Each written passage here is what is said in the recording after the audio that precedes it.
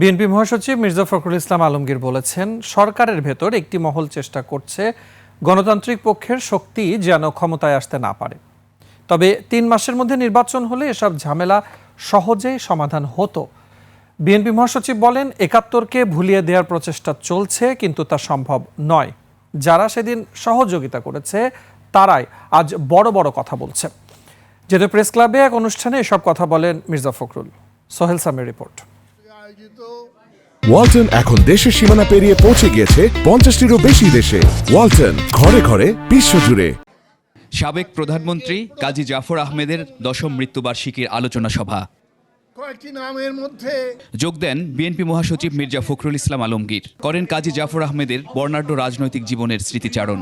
তিনি ছিলেন বিপ্লবী, তিনি ছিলেন একজন একেবারে আপাদমস্তক একজন দেশপ্রেমিক বাংলাদেশী নাগরিক এবং গণতান্ত্রিক।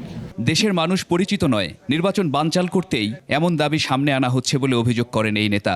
আজকে কিছু সংখ্যক রাজনৈতিক মহল অত্যন্ত পরিকল্পিতভাবে নির্বাচনকে বানচাল করার জন্য, নির্বাচনকে ব্যাহত করার জন্য নিত্য নতুন দাবি তুলে তুলেছে। এমন এমন দাবি তুলছে যার সঙ্গে বাংলাদেশের মানুষেরা পরিচিতই না। সরকারের ভেতরেও একটি মহল এই অপচেষ্টার সাথে যুক্ত বলে দাবি তার। সরকারের ভেতরে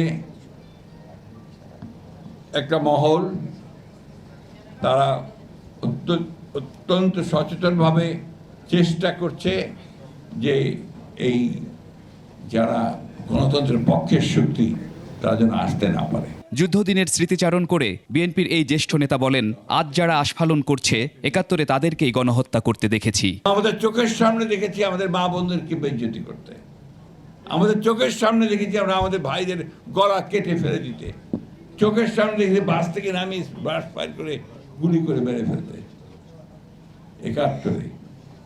এবং যারা সেদিন সহযোগিতা করেছে তারাই আজকে অনেক বড় বড় কথা বলছে। ষড়যন্ত্রীদের কবল থেকে দেশটাকে বাঁচাতে সবাইকে এগিয়ে আসার আহ্বান করেন বিএনপি মহাসচিব। আজকে বাংলাদেশকে বাঁচানোর জন্য আমাদের সকলের এগিয়ে আসা দরকার। সোহেল সামি, ২১ টেলিভিশন, ঢাকা।